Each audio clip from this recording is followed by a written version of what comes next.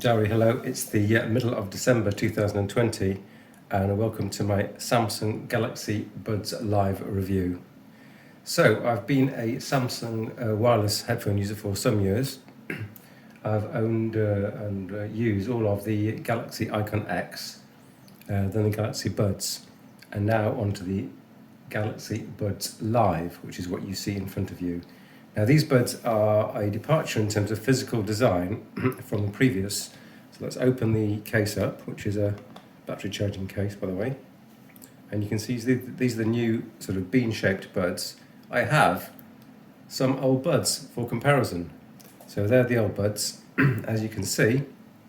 Also a battery charging case, by the way.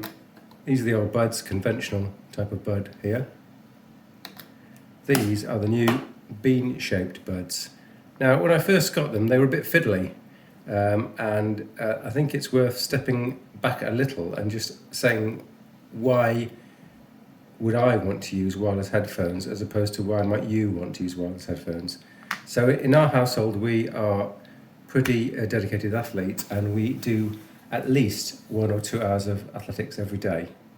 And during that time, we expect to have high quality audio in a no-nonsense fashion that works every time, in all weathers. And the question is, do these buds satisfy that requirement? And the quick answer is yes. There's a few buts, but we'll come on to those. So you see this is the buds design, and it does become a little difficult initially when I got the buds. Firstly, they didn't magnetically go back into the case very substantially after exercise, and getting them out, especially if you've got gloves on, is a bit difficult because they just are so tiny. But you can't have them any better than this because they are so tiny. So I think the size wins out. I'll explain in a second why that's actually a positive factor. So the first thing I'd like to talk about is connectivity. Connectivity has been tested on Windows 10, fantastic. Windows Server 2019, fantastic. Mac OS 11, fantastic. Android 11, fantastic. iOS 14.2, fantastic. And lastly, Garmin.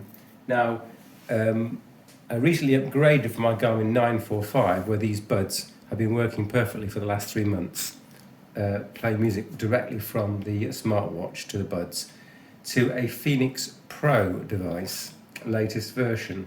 And surprisingly, on my left hand, it keeps cutting out. So I haven't got a solution right at this moment, except to transfer the watch to the right hand, which seems like a bit of a pain. Anyway, that having been said, the connectivity has proved excellent whilst exercising it on all platforms, except for this one Garmin blip. The next thing to look at would be applications. So whilst you don't require a smartphone application to use these buds, because they can just connect as standard Bluetooth buds, it is recommended because that will give you a few extra features. Now, in the past, there wasn't an Apple application, and my partner kept on bringing her buds, these ones, to me saying, "Oh, will you configure these buds, please? Can you change the way the buttons operate?" But now I'm delighted to say that we tested it out, and there is a dedicated Apple iOS application. So no more. If you're an Apple user, you're part of the club. And these buds support the AAC codec, by the way, which is what Apple uses. So that can be used under Apple or elsewhere. So yes, using the application on your smartphone, you can set things like the equalizer to bass boost or soft or treble or clear. You can also program the button controls. Now this is important, especially for athletes. So on all headphones I've ever used, apart from these ones, the headphones, each individual bud had a volume up and volume down. Now these ones don't. So they've got tap, double tap and triple tap. So you can tap to start and stop the music. You can double tap to go to the next track, and triple tap I think is back. However, there's only one other thing that you can program on each bud. And I've programmed for the left bud for it to be volume down and the right bud to be volume up. Now that's a problem if you want to use these buds singly. In other words, supposing you're out running with friends and you just want to keep one bud in there so you can listen to conversation, but when I don't know, you're on the trail and you lag a bit and you want to spend 20 minutes on your own, you want to just listen to the music. So in my scenario, you can still pause and start the audio, but you can't change the volume. If you've just got one button, you could, for example, just make it louder but not quieter. So that was almost a deal breaker, but I've managed to, just always wear two buds. So that's kind of annoying. Please do be aware, people, that there's only one thing you can program, and if you program it to the volume control, you can't program it to other things. Okay, so we've covered Apple and Android compatibility. These buds don't seem to have a water rating, although I have run with them in all kinds of weather, and they've become wet and they have not drowned. Other things to note are, of course, there's a 6-hour battery life at least. They claim 8 hours, but I'd go for at least 6 conservatively. And the case has a battery inside it. So as soon as you put them in the case and close the lid, it starts to charge, and the light goes on. There's a USB-C charging point at the back, but you can also charge them wirelessly. So if you've got a wireless charging pad, which many phones are now supporting, even Apple, you can charge them on that pad. So that's kind of nice as well. What other things do I find useful? One very good point about the headphones is their size, not just the size of the headphones, but the consequent size of the case. This is absolutely tiny. Let's put a pen onto the scene, and you'll see that this case is just minuscule. You'd have to have some really tight clothing on for this to be a problem. And I also would say, for people that wear helmets, this is a good solution.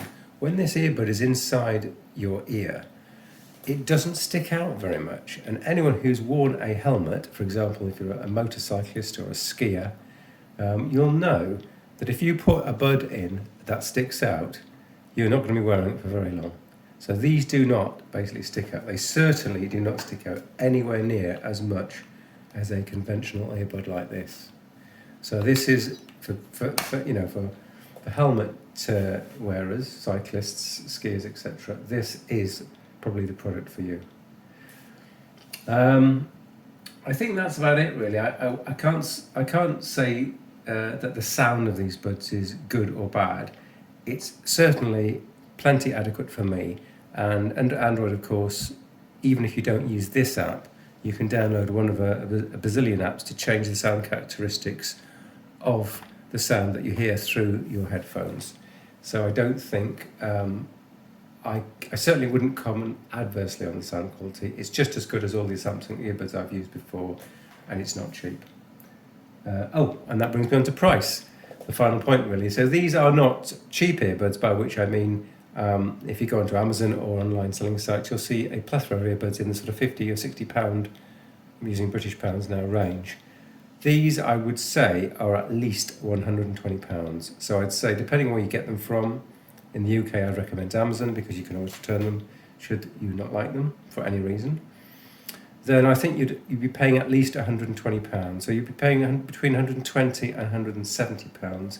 You want to be searching for the SMR180 product. Okay. So yes, Samsung Buds Live, I give them a thumbs up. I've been using them for 3 months.